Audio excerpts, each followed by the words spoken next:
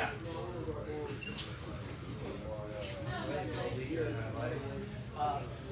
I was just like having a hard time breaking the arm bars, like I'm on top, and then like you just the hands locked. Okay, so finishing that last 10-20% of that arm bar layout. So we'll just start out in this position here. We'll go through a couple different options as far as what you can do when we're here. Most guys are going to be doing one of two things in an arm bar. One is just going to be the simple grabbing my hands. Can you grip break, things of that nature. If they're a little more sophisticated, they're going to try to like weave their hands and try to start blocking and doing things with the other hand. So the hand that's in the arm bar will go closer to the elbow, and this hand will start going to the legs and doing other things, right? A couple simple things you can do that I enjoy and seem to work for me. So when I'm here and Corey's got his grip set up and he's doing things, that's not fun. I can sit here and pull as much as I want. Unless they really suck at jiu-jitsu or are tired, you're not just going to yank this arm clean out. One of the simplest things I like here, this is one of the few times you can cross your feet in an arm bar. I'm going to cross my feet right here. All I'm going to do is one hand's going to stay in. I generally like the body side hand to stay in at the elbow. I'm going to reach, grab the far side elbow, pull it to me. That's then going to allow me to shift this hand from the elbow to the wrist. And back. So we're here. Corey's got his grips. I'm fighting, trying to break. You can do all the traditional ones that we've worked before, stomping and all that. Let's assume you've tried all of those and they're not working. All we're going to do, I'm going to cross my feet, grab with my hand, pull everything in, slide that grip out, finish here. This is the one time where we can't cross our feet. That when you switch sides. The only other time you should cross your feet in arm bar. For those of you who don't know what that looks like, I'm here. You kind of bundle here. Step, step. Here. Now, another option I like, because I want to give you guys a couple things to drill right here, is there's also a choke. Very simple, but can be effective. A lot of guys start pulling here. They get real focused on what's happening on their arms. That's great. All you're going to do is sneak one hand under, one hand in. Stomp. You're clasping your hands as far on the other side of his neck as you can get this hand, right? Everyone see this hand? Reaches all the way through. This hand reaches under your leg, here. I am pulling him into my thigh while pinching my elbows. One of two things will happen.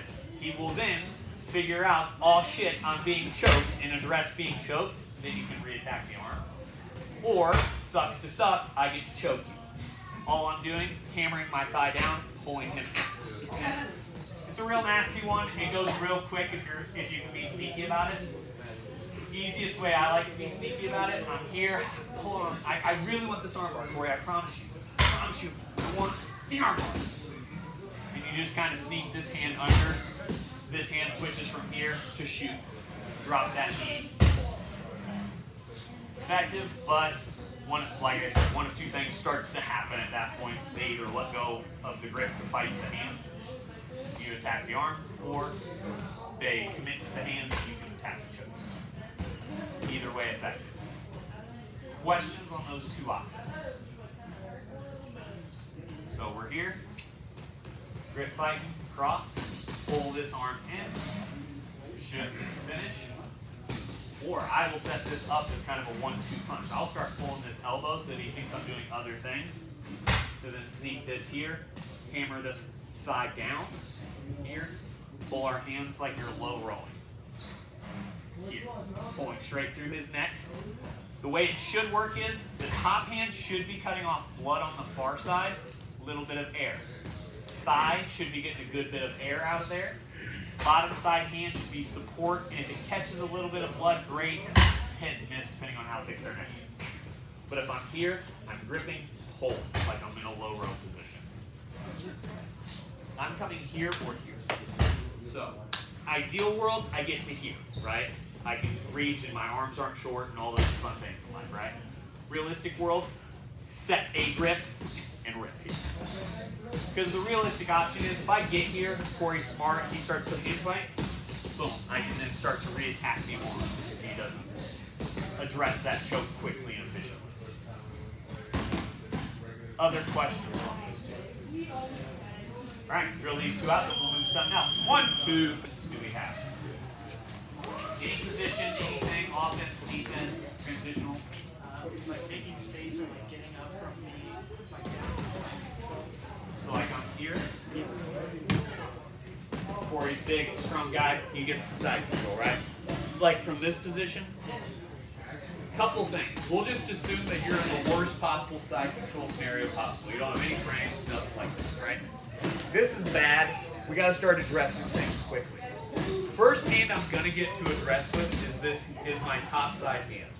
So as Corey's in that position, I have to be able to fight my hand in to get this frame. And I like to just cap the shoulder just that little bit. Not where I'm grabbing deep into the armpit, but just kind of the back of that lat there. And driving my elbow right under the point of his chin.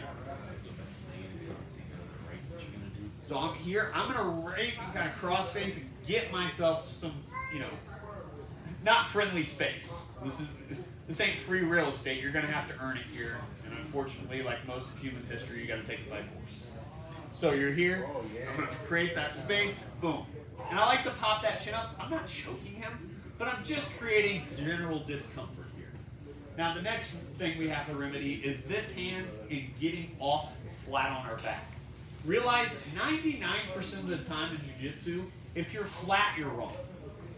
There are very few times I'm like, hey, lay flat on your back and then do X in jiu-jitsu.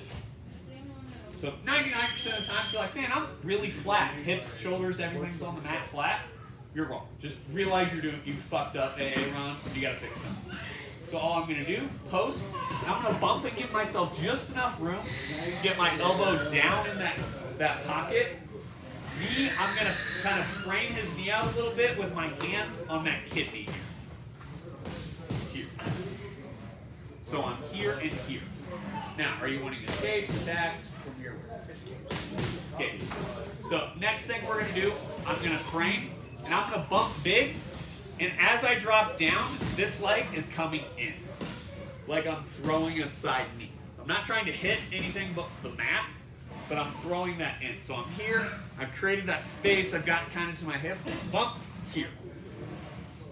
That frame is what's gonna allow me to create distance. So foot to the pocket, knee to the mat. Because when we're here, I have to be able to create that frame on his hip to get his pressure off me. Corey's 200 pounds of muscle, steel, and sex appeal. I do not need all his weight on me right now, right? I need to get some of that off me. These frames are what going to allow it. This foot is now going to come to the inside of his thigh. That's then going to allow me to turn. I like to just start attacking this arm instantly, but it allows you to come back into that butterfly. So we're here. Bad things have happened in your life. You gotta figure it out, right? Framing, getting myself a little bit of space. Here, I create just enough to get myself backward. Once you get to these two frames, you're at least in a halfway decent position. We're gonna bump real hard, drop that knee in. This is gonna allow that framing to give myself the space I need. Once I'm here and I feel comfortable with my frame, this foot goes to the inside of the knee. That then allows us to pull and start attacking the arm. So when you get that leg in, are you pulling his knee? Yeah, I'm using that frame and that hook to do two parts. I'm pulling his knee out just enough to get to off balance, but also creating just enough space to drive that framed leg through. So I'm not trying to kick his leg across the room or anything crazy like that. Just the 6 inches I need to get my framed foot in. So when we're here, he's in real tight, bad things are happening if I don't move. I frame, I get that capped shoulder. Here. Big, I'm gonna move before it big thing just get. I'm gonna create some space. Once we're here, frame, here. And if you really like the attack, get that straight arm. That's 99% of what I'm going to do out of side control. The only other option is, if we're in a really bad spot here, let's say I'm just not confident turning back into him, right? So like I just don't feel the need to come in this way. I'm still going to do all those same things to get to this position, but instead of turning in, this hand that was on the hip is going to switch out. This hand that's here is going to stay. I'm going to swing my leg through. Swim. So, still doing all the same things, right? Take your frames, create your space, right? Boom, I get here. This hand goes from hip. I'm generally going to be looking armpit. You can go hip if you need it. But as I'm here, this leg swings. That allows your framed leg to come out. Here, out, all fours. Front headlock. You can hit a rolling darce out of that if you're real fucking slick.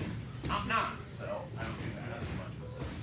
Yeah, but gives you that space to then come out that front side. So I'm here. Boom. Create my frames, create my frames. Up here. Let's say I've tried this and it didn't work, or I'm trying to get here, it's just not going anywhere. I'm here. This hand switches. Kick.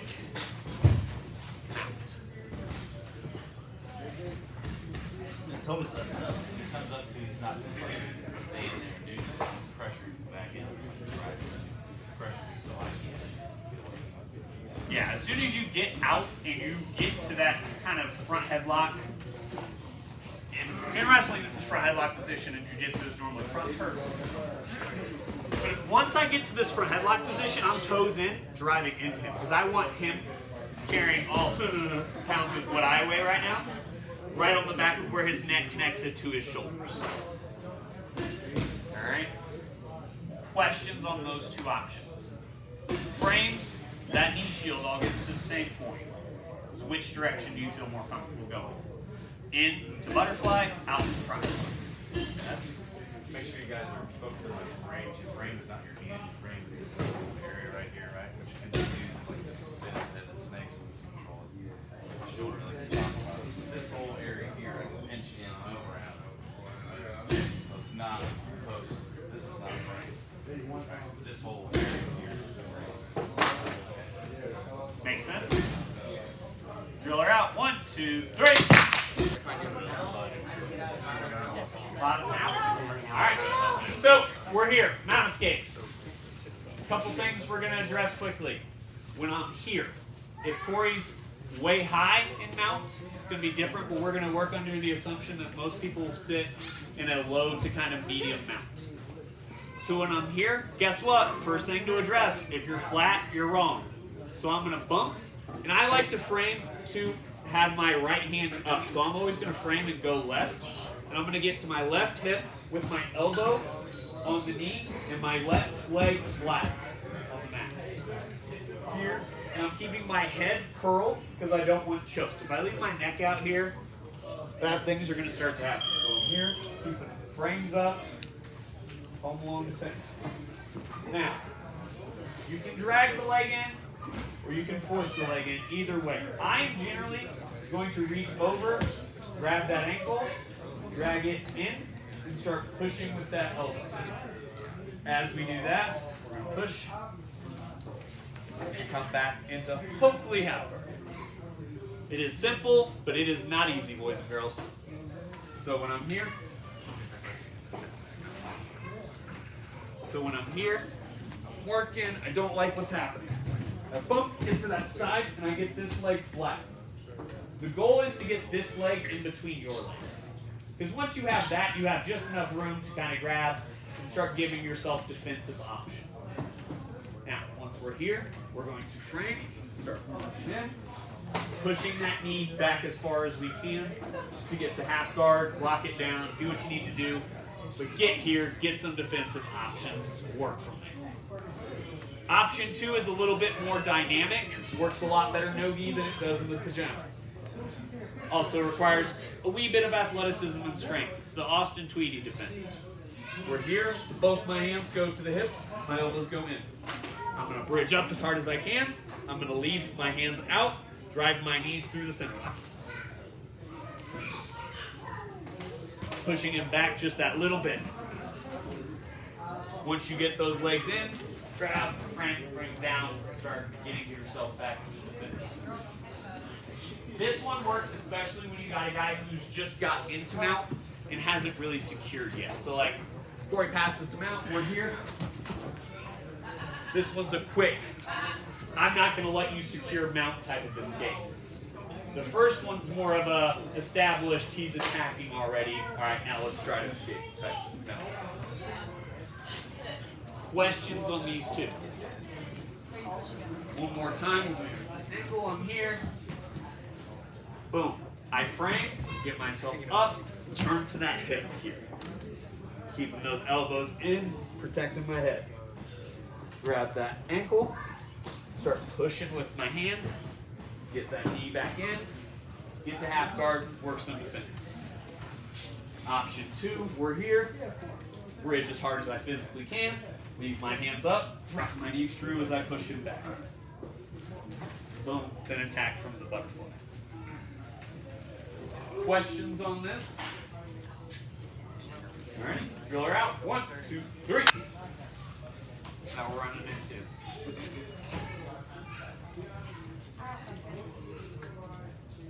It was from side control. When you push someone down, they're in side control, but you push their back down. I don't remember what it was. You know what I'm talking about?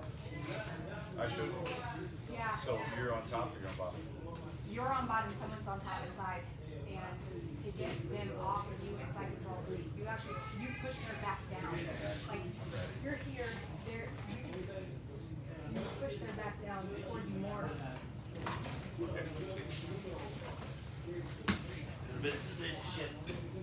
So from here. They're up a little more. Like their body, they're not as top heavy. Like the pressure is less. The pressure is less. So lean up a little bit. You push. I bet you said you push my back down. You said push the back. This way? I don't know how to answer it.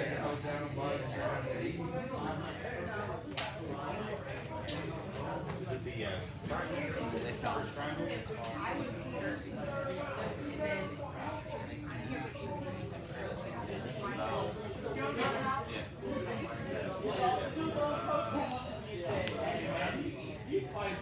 and then it was really helpful, but I can't remember how to do it. So we're here, and I get into the position, say, right here, I'm coming there, turn back, is that how you want? No, it's okay. I don't know enough to know how to ask. Let's try again. Another question. From like shooting it, don't leave your neck hanging. If you're shooting with your head up, chest up, which is right for wrestling, wrong for jiu-jitsu. Yeah, the guillotine jump over is going to be your easiest one. If you're still hitting that shot and hitting the guillotine right, yeah. So like Corey's here. Hit a shot and we go down. I stay here. I'm gonna get jumped. I'm coming. Here, others is jumping out, he's in trouble.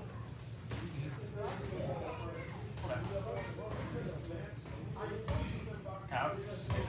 Sides. What else are you getting hit? Oh, like hitting it off a shot? Okay. Corey's in on a single leg, right? Here. I don't appreciate that. A couple options I can go to. One of the obvious ones, guillotine, right? Go, jump, do all that fun stuff. One of the other ones I like, especially from guillotine, is when I go here, right? I'm framing, I'm hitting my whizzer, right? All I'm gonna do, sneak that hand up, collapse my hands in. As I fall, I'm gonna pull in here.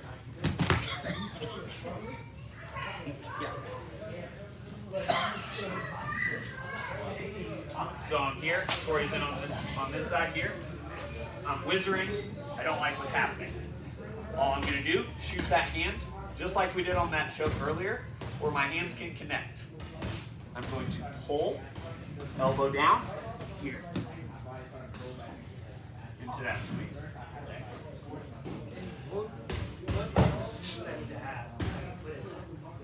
Head up, chest up, which is then gonna open you to the guillotine. It's all a nightmare. Welcome to jiu-jitsu. So I'm here, that's option 1. Option 2, if they're really deep on the shot and you don't feel like you can stop what's happening, right? All I'm gonna do, hand here, hand over, I'm back, pull through, attack, grip and rip Kimura. 2 things are gonna happen. You're either gonna land with a Kimura or you're gonna land on his back. And top. Either one's fine. Isn't this the same one that you said is your favorite move to hit? One of them. So I'm here with Corey, he's in. Here, he's in too deep. I can't do all the fun choking stuff. It's not gonna work. Sneak my hand in, hand in. As I connect, I'm gonna fall in, ripping this hand out. Benefit is, I come up, here, you got the grip. Attack, finish, do all that fun stuff. So, 2 options. Sneak the hand in, grip, elbow through, modified anaconda. Grip and rip more. A and B. Grip and rip more. Is it more of you're doing front roll or is it like side? Side more than anything. So when I'm here,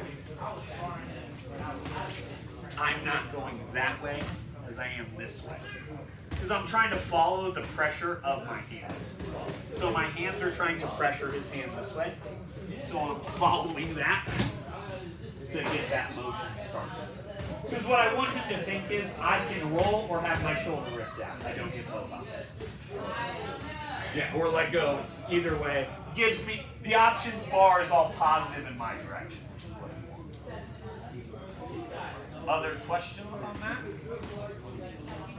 One more. We're here. He's in on that shot. Option A. I can get my whizzer in, snap the head down a little bit, pull in, elbow in, up him down, sprawl and finish. Option B, I'm here, it's too deep, I can't do anything about it. Over, grip, pull in, rip. In an ideal world, you're landing somewhere about here. Either coming up to take side, over the head, finish the. Other questions?